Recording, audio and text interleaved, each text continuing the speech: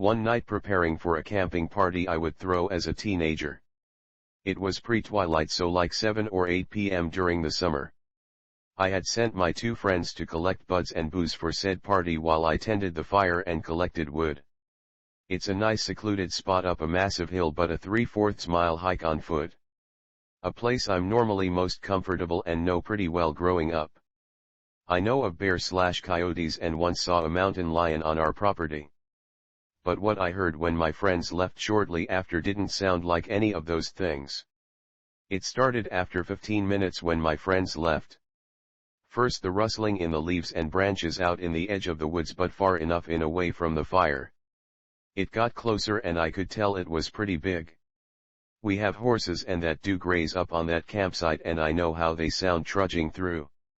This wasn't a time they were up in that pasture/camping spot. It got closer like it was checking out the smoke, far enough out in the woods to where I couldn't see it but I could hear right where it was at.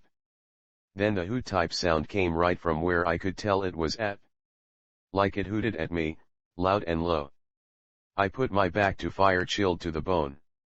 Then I kept watch on the direction of the sound with just a machete that I brought for kindling chopping.